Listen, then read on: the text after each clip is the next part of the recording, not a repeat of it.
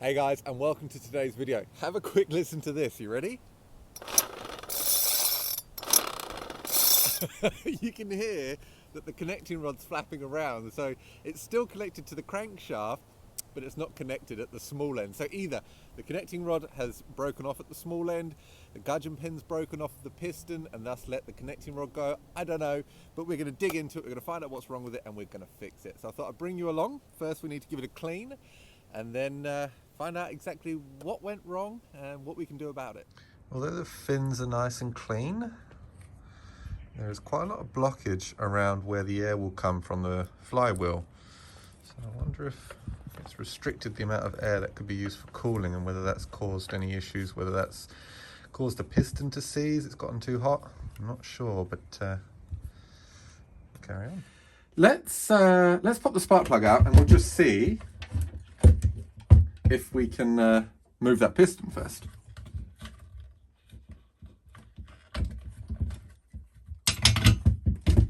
It's the original plug in there. Plug looks fine. Piston moves. Ah, now that is interesting. I'm surprised by that.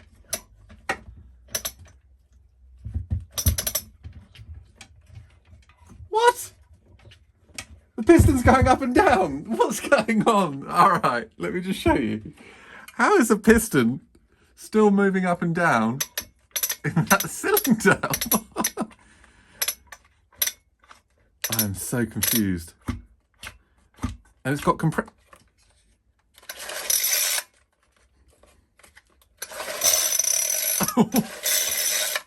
What's going on?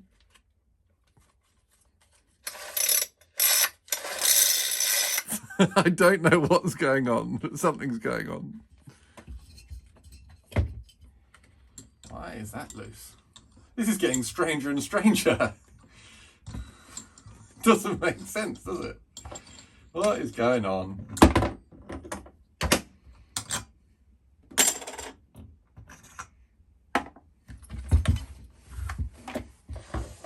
Right, we're going to zap off a couple of those.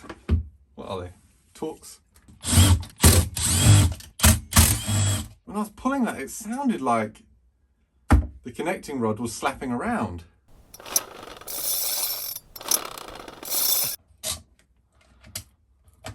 I don't get it. I don't know. We're about to find out.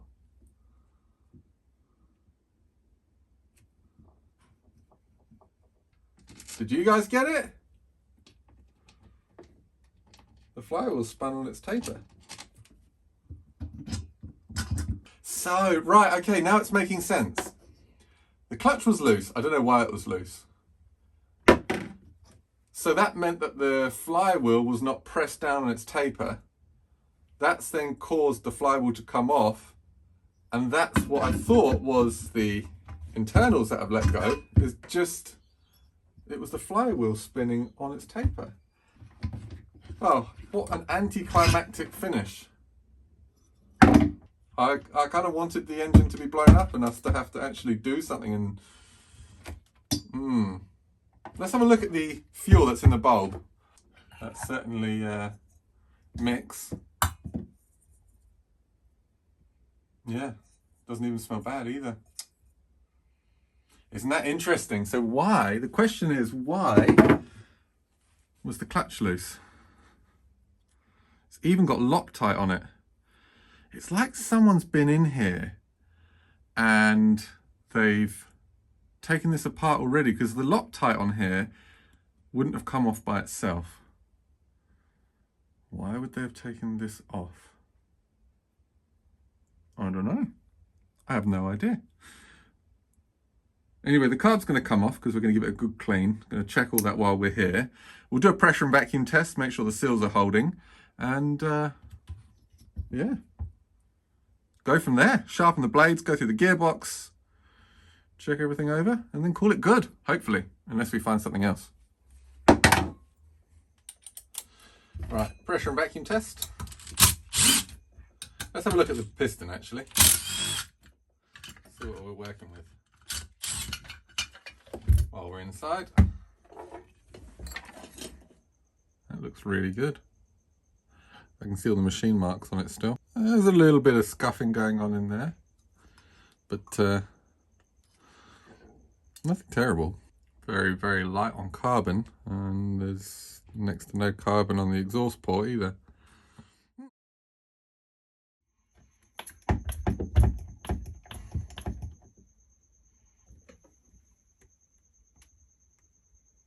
It's coming out of somewhere. There is a small leak. Let me find it. That's fine.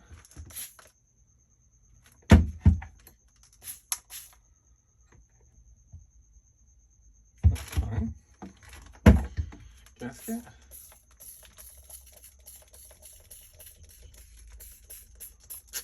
I wouldn't have thought so, but gasket's fine. I can hear little bubbles from somewhere. Is it the exhaust?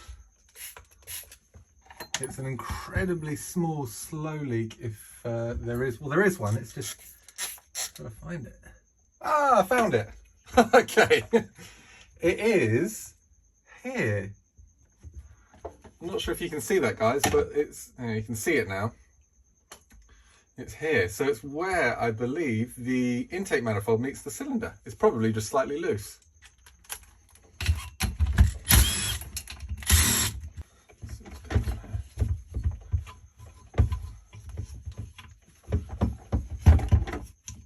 Are these loose? No. No, they're not loose. So why are you leaking? Goodness me, they could be loose, but you wouldn't know because they've been put in place with Loctite.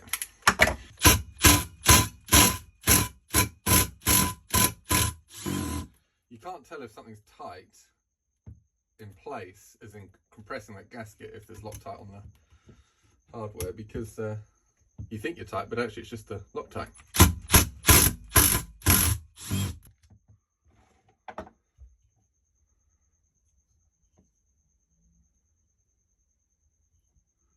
Gasket looks okay. What I might do is, for my own peace of mind, pop a little bit of Permatex on here, and that will ensure that there's a really nice tight seal and there's no question that it's good.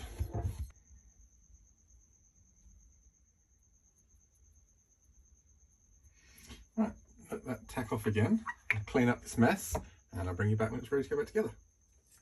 All right, I'm back. Made a cup of tea and I tidied up too. This is fine, that's all ready to go. We'll pop this on.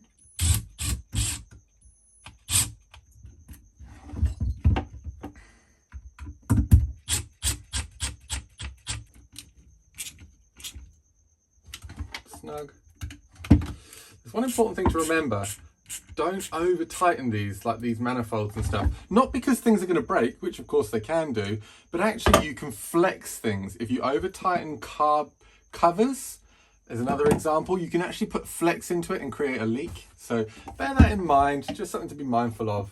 That can happen. I wonder if that's making anyone cringe, me using an impact driver on these little carb screws.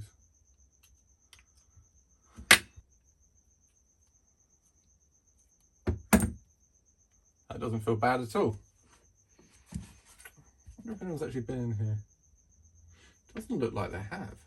The button's worn, but there's nothing wrong with that at all. Nothing wrong with that. So that can get cleaned, that can get cleaned, that can get cleaned. The screen's going to get cleaned. We need to take that out.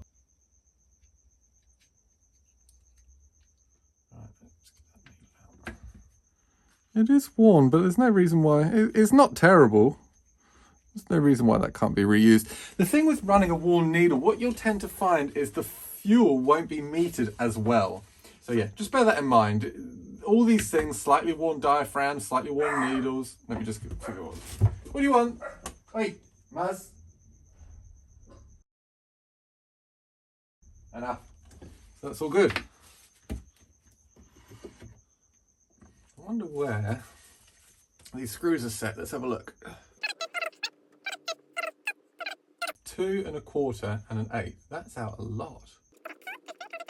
1/8, and then high equals 1.5 and 1/8. That's all okay there. I'll just check the high speed is clear.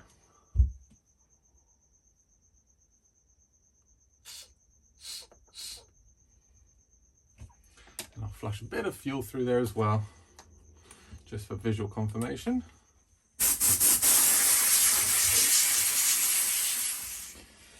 Okay, time to reassemble. What do you guys reckon about rebuilding carbs versus replacing them? What are your thoughts?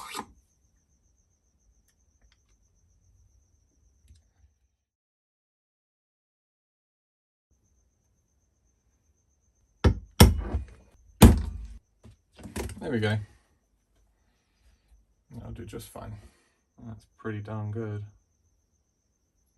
Yeah, so this flywheel key has actually been sheared off, you see?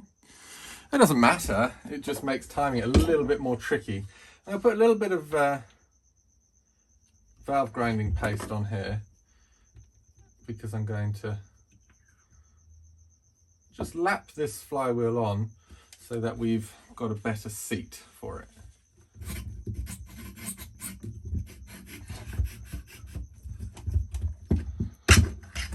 Give it a bit of a clean.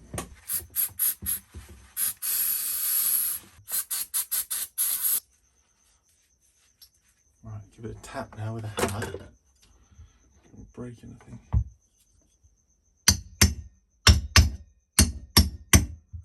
Like that. Still aligned now, that's good. So what I really want to do is get a little bit of force on that taper. Yeah, we're still aligned. Lovely. Okay, now we can torque that flywheel down. So before putting the cover on, I just wanted to give it a quick clean. I took the spring out, everything's fine. Give it a bit of an oil. Nothing run in here. Let's get this back together, and then we'll do the final reassembly.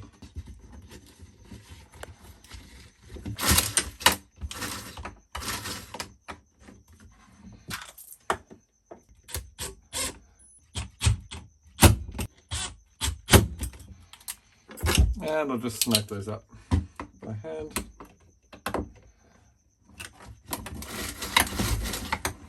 So flywheel has the little washer.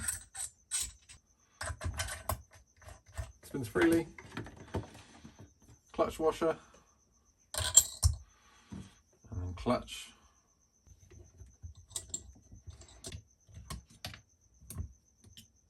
And then I'm going to go over to my vise. I'm going to tighten this up, and as I tighten the clutch, I'm going to allow this rope to come in, and that will stop the recoil binding. That's really important. So, back in a sec.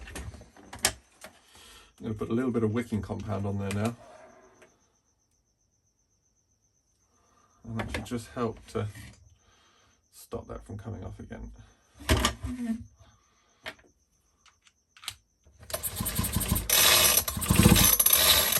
Should check spark.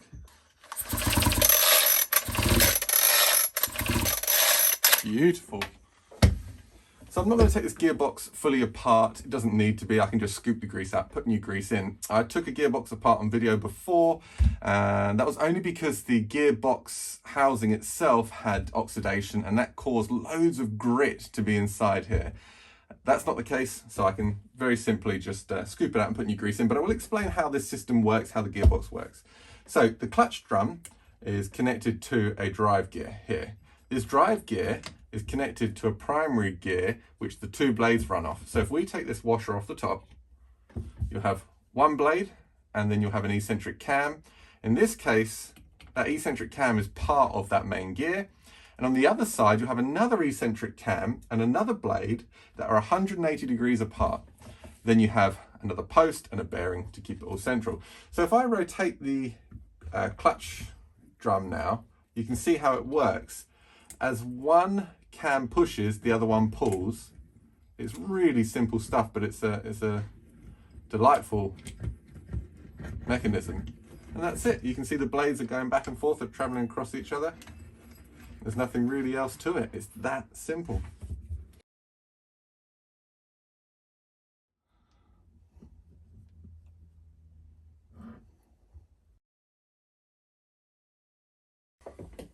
Another quick tip with these cable ties that I've spoken about in the past. You don't have to cut them off. You can reuse them, and in fact they're really nice to reuse because they're already the right tension. So if we zip these off, I'll show you what I mean.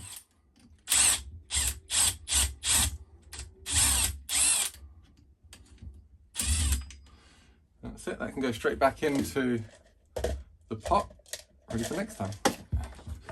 This is where a bigger bench would be lovely. So that needs to go there.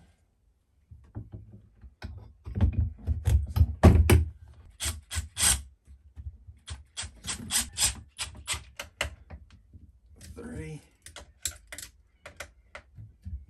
four.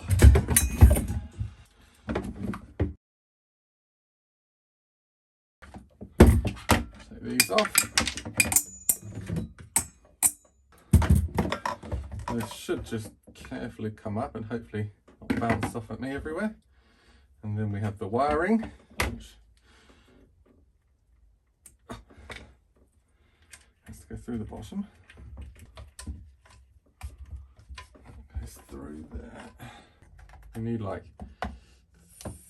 3 hands for this job. A little bit of a faff, but we got there. Choke.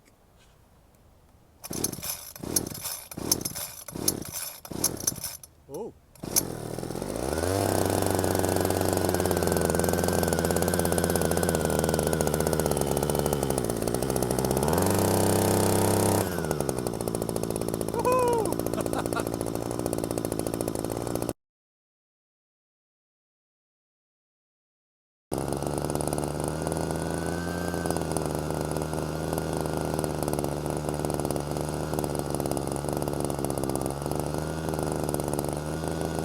The idle's so high.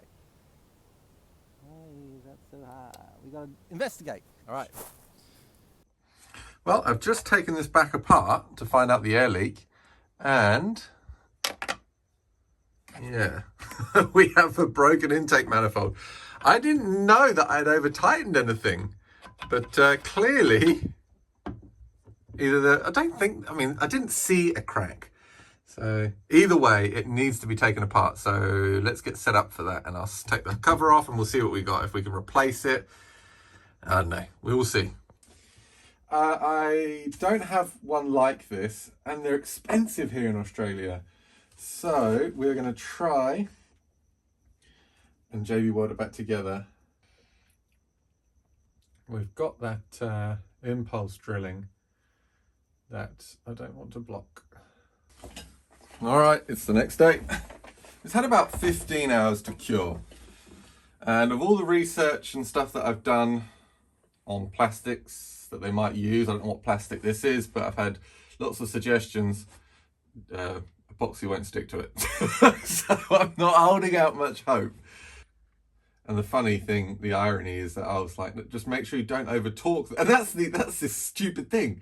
I don't know if I'm going to include it in the video because I don't know if it made the cut or what, but I was tightening these manifold screws, the bolts up and the carb up. And I even said, don't over talk it because you can actually flex it. So I went way beyond flex. I broke it. It's an important thing to remember.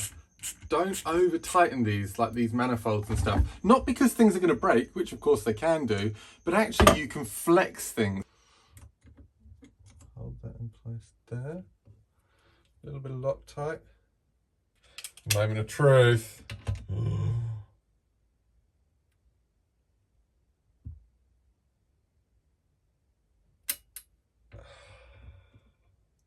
Did you hear it? It did crack, but oh, it cracked there. Okay.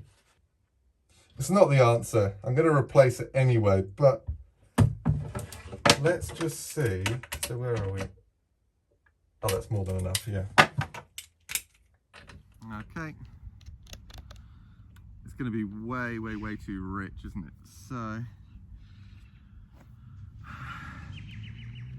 start off with closing this half one. Let's try that.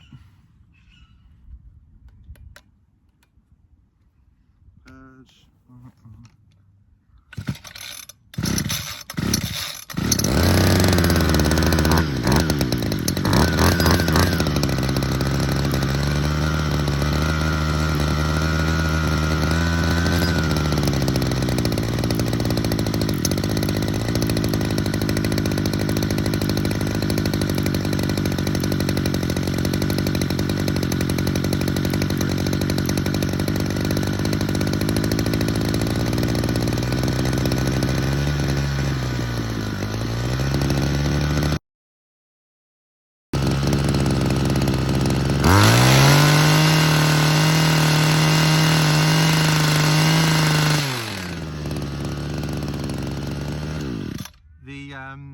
Limiter is at 10,000 and we're just on that limiter. I'm gonna go, I think I've still got the air leak, but I'm gonna go get some, I'm out of matte gas, so I'm gonna have to use a little bit of brake cleaner. I don't really want to be using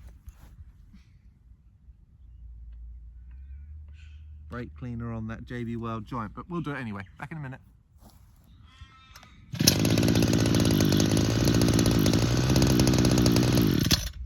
I didn't even squirt it.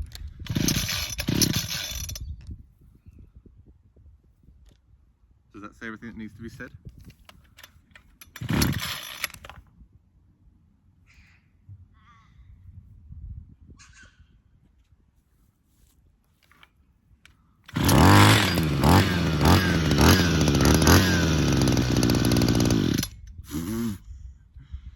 You're leaking from somewhere, and I think it's that manifold.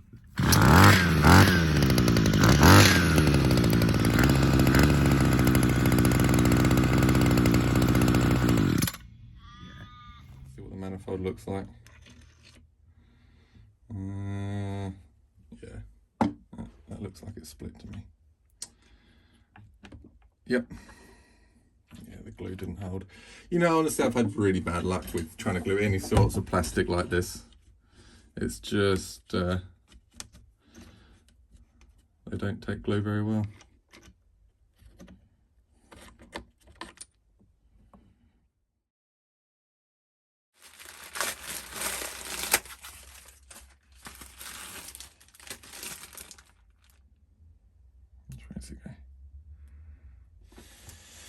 This is the gasket. It's not damaged.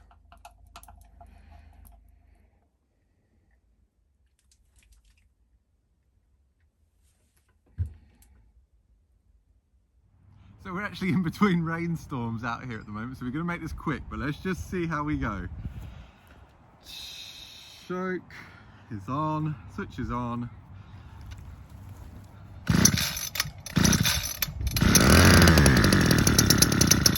It's a good start.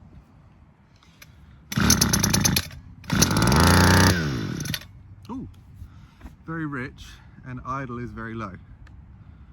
Let's go up half, 1.5, 2, because it wasn't even touching the butterfly.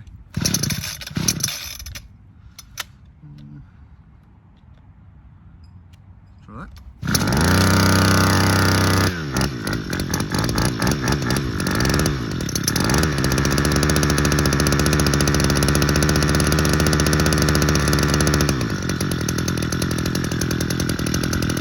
Low speed screw out.